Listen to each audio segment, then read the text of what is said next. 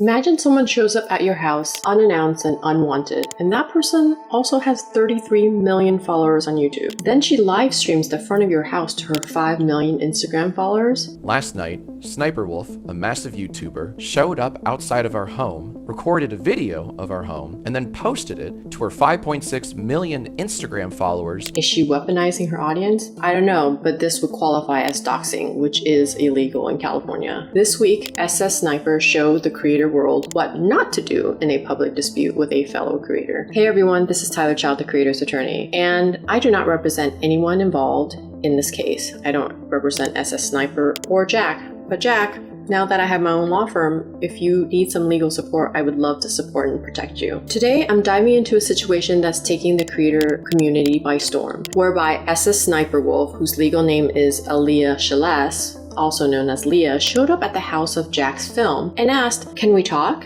Who does that?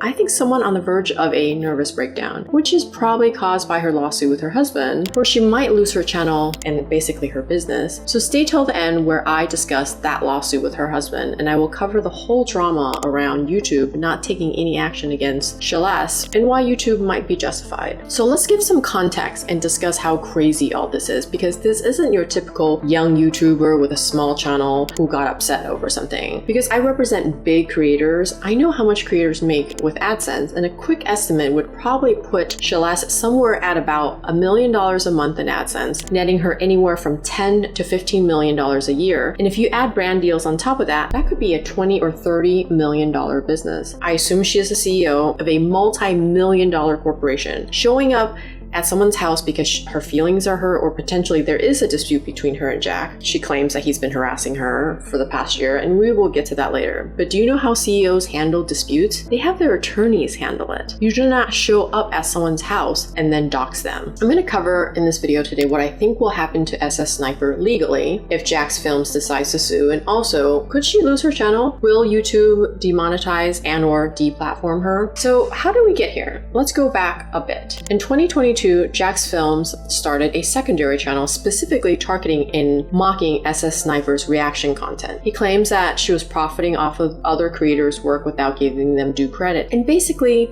stealing their work. I think her defense is it's fair use, but this has been a feud that's been simmering for months. Disputes and disagreements are inevitable in the content world, but there's a line. You don't show up in real life. Privacy and safety should always remain untouched within the creator space. Shelesh showed a poll to her fans asking if she should show up at Jack's house since her shoot that day was just a 10-minute drive from his house. And then she actually showed up. Following that Instagram post and showing the front of his house, JacksFilms was doing a live stream at the time. He was pissed, and rightly so. All right in front of your house. Come out and talk to me. He has food outside, so he should be out any minute now to pick it up. It's ice cream. I just want to talk. He's now urging YouTube to take severe action by demonetizing and deplatforming Shelesh. The ethical concerns here are pretty clear, but let's discuss the legal implications, especially in a state like California where many creators reside and where there are strict anti-doxing laws. Let's take a look at California Penal Code 653.2, which is particularly relevant here. It discusses electronically sharing personal information without consent with the intention to incite fear or harassment. If proven, this could be considered a misdemeanor. Further, a violation of this code could lead to a jail sentence of up to a year and or a fine of up to $1,000. The fine's not a big deal, but the jail sentence could be. The code encompasses a wide range of electronic communication devices. This includes phones, computers, internet sites, essentially making most social media actions liable. So if Jack decides to sue, the following are all the potential claims that he has against SSSniper, including 1. Invasion of privacy. I've never once had someone come to my home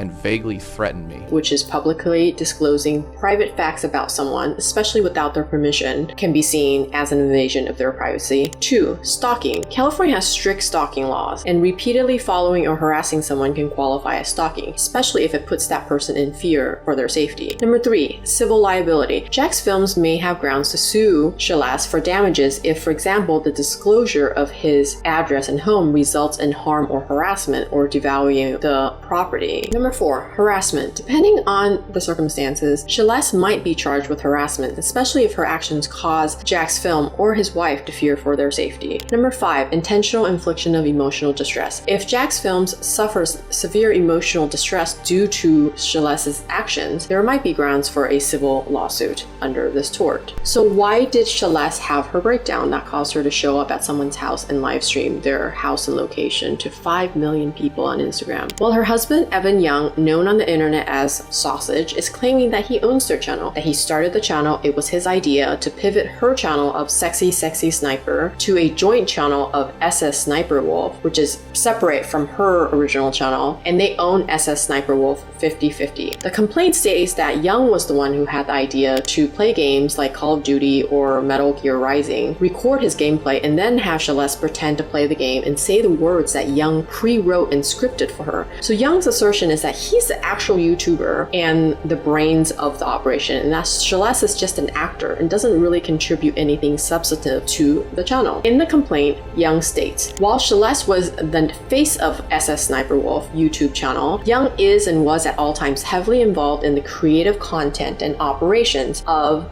the SSSniperWolf YouTube channel, including but not limited to concept origination, development, script writing, directing, video editing, posting finished videos to the channel, and market research and analysis, among other things. The couple separated in September of 2022, and after that point, Young filed for divorce and has tried to wrestle control of the channel from Shelesh. He actually locked her out for a short while, but then gave her access back because it would damage the channel if she couldn't post videos. If you want me to cover that lawsuit and her hilarious motion to dismiss that starts with a riddle, write husband lawsuit in the comments below. I wanted to get this video out fast, so if you want a second video where I cover what creators need to consider when they start a new channel, essentially a business with a friend or a spouse, and what happens when parties want to part ways, you better have a really good partnership agreement in place with a very well thought out exit provision and language. So what about YouTube? Honestly, I think YouTube is not going to do anything. The doxing live stream wasn't done via YouTube. It was done on Instagram. And YouTube cannot possibly control everything its creators do off-platform in real life. Let's not forget people like Logan Paul. How many times has he been sued? The only time Logan Paul was suspended was when he showed that footage from the Japanese forest, which was just so awful. I should have never posted the video. But he got reinstated after the fact. Honestly, the YouTubers who have been banned or temporarily suspended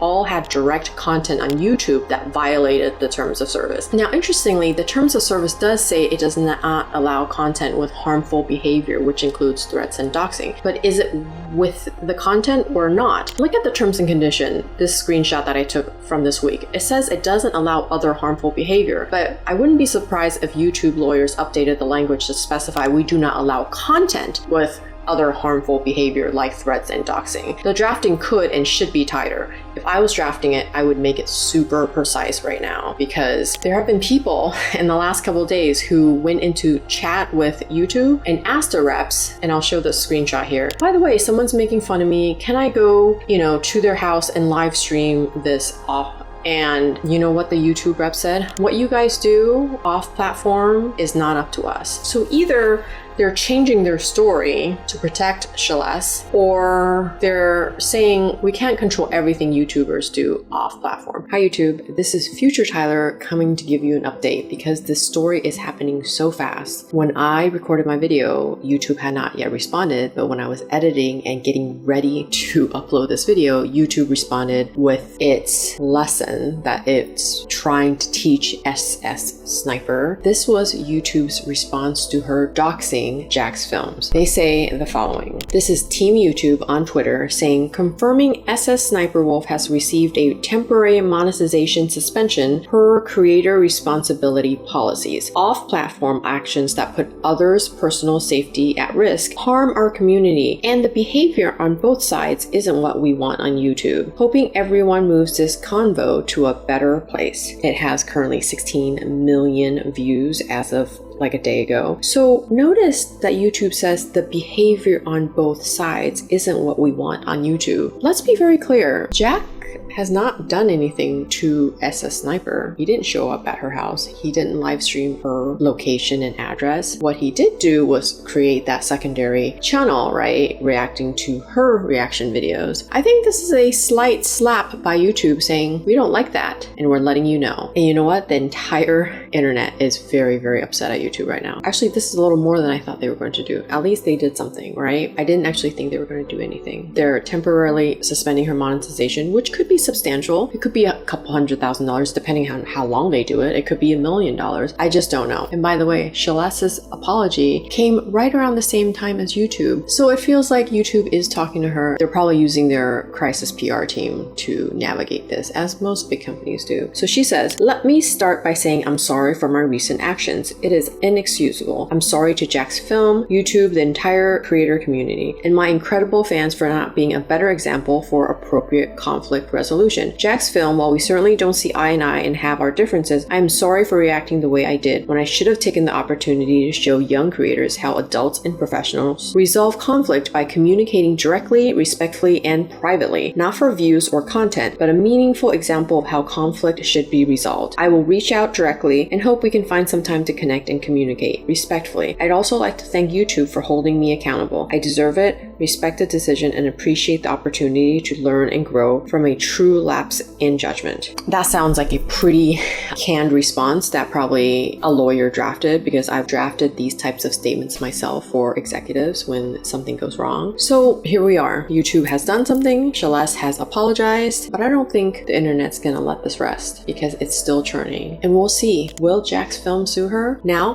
back to the original programming. Imagine two YouTubers went to a bar and got into a fight. Would YouTube actually get involved in that? No, they would let them take care of it, or let the police or the DA's office take care of it. So the key takeaway here, as creators, we have immense influence. Our actions can have real world implications, both emotionally and legally. I recently pivoted and left Hollywood to start my own law firm representing creators, and it has been so amazing. I'm so passionate about protecting creators because most creators have been just winging it, and a lot of young creators sign most agreements that are put in front of them. I have been able to connect and welcome some very, very big creators in the last few months, and I'm so honored to protect them, to get brand deals for them, to negotiate the brand deals, to get more money, to help my creator clients launch courses. I just helped one client launch a 6-figure course this week, which is so exciting because maybe one day soon he'll be able to quit his corporate job. Most creators don't understand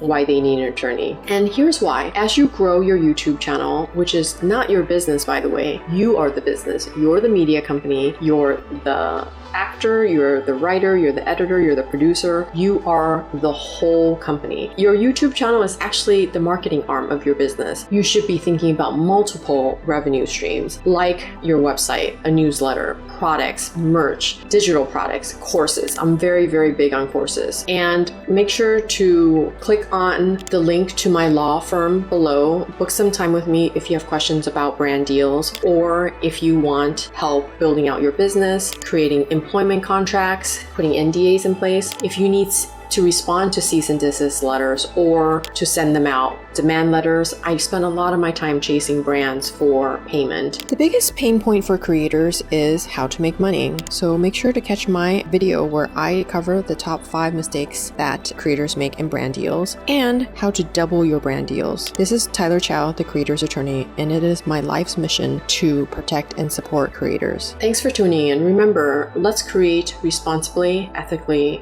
and legally.